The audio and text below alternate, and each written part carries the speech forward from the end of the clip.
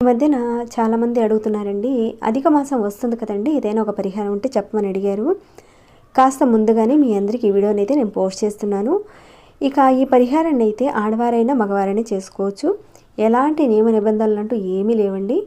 ఇంతకీ ఈ పరిహారాన్ని దేనికి చేసుకోవాలి, ఎవరు చేసుకోవాలి, చేసుకోవడం వల్ల కలిగే ఫలితాలేంటి, ఇవన్నీ కూడా నేను క్లియర్గా వీడియోలో చెప్తానండి. ఈ అధిక మాసం అనేది 2-3 సంవత్సరాలకు ఒకసారి వస్తూ ఉంటుంది. ఈ అధిక మాసంలో మనం చిన్న ఇప్పుడు చెప్పే పరిహారాలు చేసుకోవడం వల్ల అద్భుతమైన ఫలితాలు ఉంటాయి. ఇక ఈ పరిహారం విషయంలో ఎలాంటి నియమ నిబంధనలు అంటూ ఏమీ లేవండి. ఈ అధిక మాసంలో మన ఇంటిని, మన పూర్వకర్మలను శుద్ధి చేసుకోవడానికని ఒక చిన్న సువర్ణ అవకాశం ఉందండి. అధిక మాసంలో మనం పూజలు చేయడం వల్ల, భగవతారాధన చేయడం వల్ల ఖచ్చితంగా ఈ మాసంలో మనం ఎంత ఎక్కువగా చేస్తే అంతగా అద్భుతమైన ఫలితాలు వస్తాయి. ఇక్కడైతే నేను ఒక చిన్న పరిహారాలు చెప్తానండి. పూర్తిగా వీడియోని అయితే చూడడానికి ప్రయత్నించేయండి. మీరు స్కిప్ చేస్తూ వెళితే కొన్ని విషయాలు మీరు మిస్ అవుతారు, సరిగ్గా అర్థం కావండి. కాబట్టి స్కిప్ చేయకుండా చూడండి. ఇక లైక్ చేయని వారు ఎవరైనా ఉంటే మంచి కంటెంట్స్తో ఉన్నవి ఇలాంటివి 10 మందికి ఉపయోగపడేలా ఈ వీడియోకి ఒక లైక్ ఇవ్వడం మర్చిపోకండి. ఇంకా కేవలం ఈ అధిక మాసంలో చేసుకునే పరిహారాలు కాబట్టి ఇవి మీకు తెలిసిన వారందరికీ కూడా షేర్ చేయండి. ఇక సబ్స్క్రైబ్ కాకుండా ఎవరైనా మీలో ఉంటే సబ్స్క్రైబ్ చేసుకుని నోటిఫికేషన్ వచ్చేలా ఆల్ అనే ఆప్షన్ని తప్పకుండా ట్యాప్ చేసి పెట్టుకోండి. ఇక మనం లేట్ చేయకుండా మిగతా వివరాల్లోకి వెళ్ళిపోతాం. ఒక్కోసారి మనం ఎన్ని పరిహారాలు చేసినా ఎన్నో రకాలైన యంత్రాలు పెట్టుకుంటుంటారు, పూజలు చేస్తూ ఉంటారు, కానీ సరైన ఫలితాలు ఉండవు. దానికి కారణం మన పూర్వజన్మలో చేసుకున్న పాపాలు, శాపాలు. అంటే మనం ఎన్నో జన్మలు పుడుతూ ఉంటాము, వెళుతూ ఉంటాము, కానీ ఈ పాపాలు అనేటివి ప్రతి జన్మకు కూడా అవి ఫార్వర్డ్ అవుతూ ఉంటాయి, అంటే సంక్రమిస్తూ ఉంటాయన్నమాట. అలానే చెప్పాలంటే మనకి నెగిటివ్ అనేది అధికంగా ఉండడం వల్ల కూడా ఏదైతే మీరు కొన్ని పనులు అనుకుంటారు కదండి, అది బిజినెస్ కానివ్వండి, ఉద్యోగం కానివ్వండి, ఇంటి విషయాలకు సంబంధించి, అంటే అమ్మాయి పెళ్లి చేద్దాం అనుకుంటున్నారు, ఇలాంటి కుటుంబ వ్యవహారాల్లో కానీ, వ్యాపార విషయాల్లో కానీ ఏదైనా సరేనండి, ఆ పనులు సరిగ్గా ముందుకెళ్లకుండా ఆటంకాలు వస్తుంటే ఈ అధిక మాసంలో ఈ పరిహారాలు మీరు చేసుకోవడం వల్ల చాలా త్వరగా ఫలితాలు వస్తాయండి. మీ ప్రతి ఒక్క పని కూడా పూర్తయిపోతుంది. సరేనండి, మొదటిగా పరిహారం చూద్దాం. ఇప్పుడు ఇక్కడ మనకు కావాల్సింది పచ్చ కర్పూరం కావాలి. అలానే పటిక ఒక 50 గ్రాములు తీసుకోండి. ఇది పంచదార పటిక కాదండి, మామూలుగా మనం నీటిని శుద్ధి చేస్తూ ఉంటాం కదా, ఇంకా మెడిసినల్గా కూడా ఉపయోగిస్తూ ఉంటాం కదా, దెబ్బలు తగిలినప్పుడు మనం మందులుగా కూడా వాడుతూ ఉంటాం. ఇంకా చెప్పాలంటే ఇక్కడ దిష్టి తగలకుండా ఉండడానికి కూడా ఇంటి గుమ్మం దగ్గర కూడా మనం కడుతూ ఉంటాం. అంటే కొందరికి అర్థం కాదు కదండి, అందుకే ఇంత వివరంగా చెప్తున్నాను. దీనిని ఆలం అంటారండి. తాంత్రిక ప్రక్రియలో చాలా వరకు వాడుతూ ఉంటారు, అది కూడా కొంత కావాలండి మనకి ఇక్కడ. ఇక తర్వాత దొడ్డుప్పు కావాలండి, అంటే రాళ్ళుప్పు కావాలన్నమాట. అంటే మన ఇంట్లోనే ఉంటుంది కదండి, అది తీసుకుంటే సరిపోతుంది. ఈ 3 పదార్థాలు కావాల్సి ఉంటుంది ఈ పరిహారానికి. అయితే ఈ మూడింటిని కూడా మనం సమానంగా తీసుకోవాలి. అంటే మీరు ఉప్పు 50 గ్రాములు తీసుకున్నారనుకోండి, పచ్చకర్పూరం కూడా ఒక 50 గ్రాములు తీసుకోవాలి, పటిక కూడా ఒక 50 గ్రాముల చొప్పున సమాన భాగాలుగా తీసుకోవాలి. తర్వాత ఈ మూడింటిని కూడా మిక్సీ జార్లో వేసి పౌడర్గా చేసి పెట్టుకోండి. ఒక ప్లాస్టిక్ డబ్బాలో కానీ ఏదైనా సరే మీకు అందుబాటు అయిన ఒక డబ్బాలో వేసి పక్కన పెట్టుకోండి. అంటే ఈ పౌడర్ని మీరు నెలకు సరిపడా చేసుకోండి. అంటే కేజీలు చేసుకోమని కాదండి, కొద్దిగా వాడుకోవాలి, అది కూడా చెప్తానండి నేను. అందుకని మీరు కొంత మోతాదులో మీరు ఒక 1 మంత్కి సరిపడా, అంటే ఈ అధిక మాసం మొత్తానికి సరిపడా మీరు ఈ పౌడర్ని తయారు చేసి పెట్టేసేసుకోండి. ఇక అలా మీరు చేసుకున్న ఆ పౌడర్ని మీరు ఏం చేస్తారంటే ఒక గాజు గ్లాస్ కానీ లేదంటే ఒక స్టీల్ గ్లాస్ కానీ ఏదైనా తీసుకోండి. దాని నిండుగా నీళ్లు తీసుకున్న తర్వాత ఈ పౌడర్ని, అంటే ఒక స్పూన్ పౌడర్ అయినా సరే దాంట్లో వేయండి ఈ గ్లాస్ నీళ్ళల్లో. ఇక మీ ఇంట్లో ఎన్ని గదులు ఉన్నాయో అన్ని గదులకు తగ్గట్టుగా, అంటే బాత్రూమ్ కానీ టాయిలెట్ కానీ ఇలా ఎన్ని గదులు ఉన్నాయో మీ ఇంట్లో అన్ని గదులకు తగ్గట్లుగా, మీ ఇంట్లో మొత్తం బాత్రూమ్ టాయిలెట్తో సహా ఒక 6 గదులు ఉన్నాయనుకుందాం, 6 గ్లాసులు తీసుకోండి. ఆ 6 గ్లాసుల నిండుగా నీళ్ళు తీసుకోండి. ఒక్కొక్క గ్లాసులో ఒక్కొక్క స్పూన్ చొప్పున ఈ పౌడర్ వేసి కలిపి ఒక్కొక్క గదిలో పెట్టండి. బాత్రూమ్ టాయిలెట్లో కూడా పెట్టండి. మీకు ఎలా వీలవుతుందో అక్కడ ఉన్న ఒక ప్లేస్లో పెట్టండి.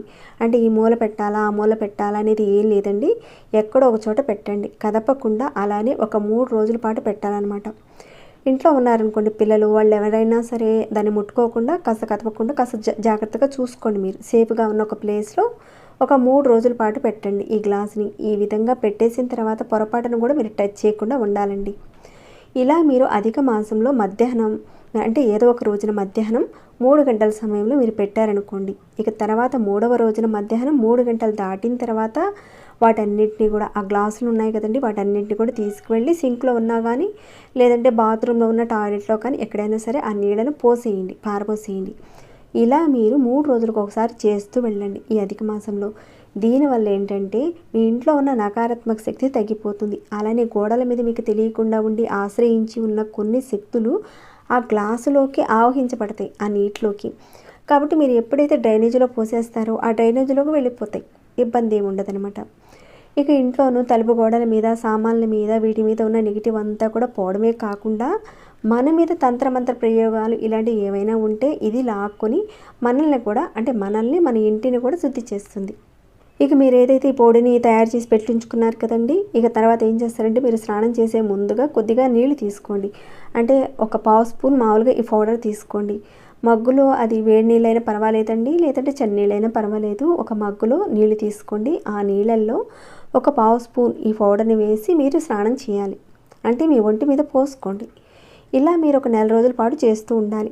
అలా చేసిన తర్వాత అంటే మీరు మామూలుగా ఈ నీళ్ళతో స్నానం చేశారనుకోండి, ఒక మగ్గు నీళ్ళల్లో ఈ పౌడర్ వేసుకొని మీరు ఒంటి మీద పోసేసుకున్నారు. తర్వాత మామూలుగా మీరు సోప్ పెట్టి స్నానం చేసేసుకోవచ్చు. ముందైతే మగ్గులో పౌడర్ వేసుకొని ఒక చెంబు నీళ్ళు మీ ఒంటి మీద పోసుకున్న తర్వాత మామూలు నీళ్ళతో స్నానం చేసుకోవచ్చు అనమాట. ఇందాక ఇంట్లో ఉన్న నెగిటివ్ ఎనర్జీని తీసివేసే దానికోసం ఇప్పుడు మన ఒంటి మీద నుంచి నెగిటివ్ ఎనర్జీని తీసివేస్తుంది అనమాట ఈ పరిహారం. ఇక మన ఆత్మని ఎలా శుద్ధి చేసుకోవాలి అనేది చూద్దామండి. ఇక్కడ అసలు ఆత్మని ఎందుకు శుద్ధి చేసుకోవాలంటే మన మనసుకు ఒక అద్భుతమైన గుణం ఉంది. మనం ఏదైనా ఒక మంచిగా ఆలోచన చేస్తేనే మంచి జరుగుతుంది.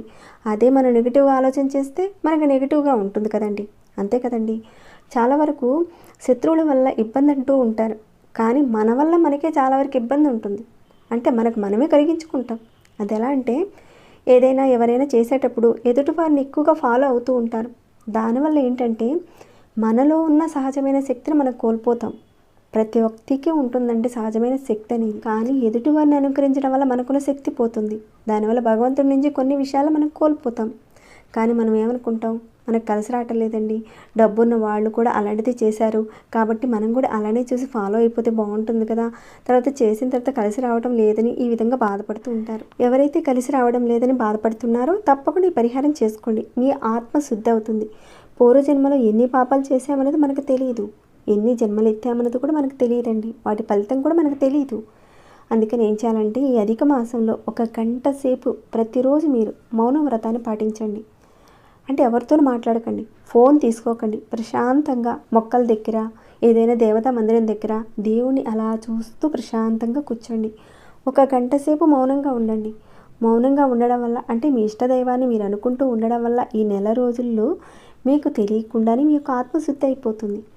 మీరు పొరపాటును కూడా ఈ టైంలో ఎవరితోనూ మాట్లాడకండి. ఈ 24 గంటలు ఎప్పుడైనా సరే మీరు ఈ విధంగా చేయండి. 1 గంట సేపు మాట్లాడకుండా ఆ టైంలో మీ ఇష్టదేవత యొక్క నామస్మరణ చేస్తూ ఉండండి. రోజుకొక్కసారి ఇలా చేస్తే చాలండి, మీ ఆత్మ శుద్ధి అవుతుంది. మీ మనసులో అనుకోండి, పూర్వజన్మలో నేను తెలిసి తెలియక తప్పులు చేసి ఉంటే ఆ తప్పుల నుంచి నన్ను బయటపడే స్వామి అని కోరుకోండి. ఖచ్చితంగా మీకు మార్పు కలుగుతుంది. ఇలాంటి అధిక మాసంలో మనం చేయడం వల్ల జీవితంలో ఎంతో కొంత మార్పు అయితే ఉంటుంది. ఈ మాసంలో మీకు వీలైనంత వరకు పేదవారికి ఆహారం పెట్టండి. మీ ఓపికను పెట్టి చిన్నపిల్లలకు బిస్కెట్స్ కానీ, పాలు కానీ, చాక్లెట్స్ కానీ ఇలాంటివి ఏవైనా దానం చేయండి. వీలైనంత వరకు జంతువులకి, పక్షులకి ఏదో ఒక పదార్థాన్ని ప్రతిరోజు ఆహారంగా పెట్టండి. ఈ నెల రోజుల్లో మీరు చేయగలిగితే మీ ఆత్మశుద్ధి జరుగుతుంది. ఖచ్చితంగా మీరు చేసే ప్రతి పనిలోనే విజయం సాధిస్తారు.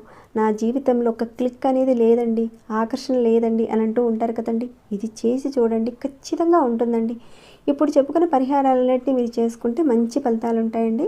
తప్పకుండా చేసుకోండి. మీ అందరికీ మంచి ఫలితాలు కలగాలని ఆ భగవంతుని ప్రార్థిస్తూ ఇక ఈ వీడియో నేను ఇంతటితో ముగిస్తున్నాను. ఇంకేమైనా డౌట్స్ ఉంటే అడగండి, తప్పకుండా నేను రిప్లై ఇస్తానండి. ఇక లైక్ చేయకుండా ఉంటే ఎవరైనా లైక్ ఇవ్వండి. సబ్స్క్రైబ్ కాని వారు ఛానల్ సబ్స్క్రైబ్ చేసుకొని ప్రతిరోజు మన ఛానల్ నుంచి వచ్చే వీడియోస్ని వాచ్ చేస్తూ ఉండండి. మరొక భక్తి వీడియోలో మళ్ళీ మిమ్మల్ని కలుసుకుంటాను. అంతవరకు సెలవు.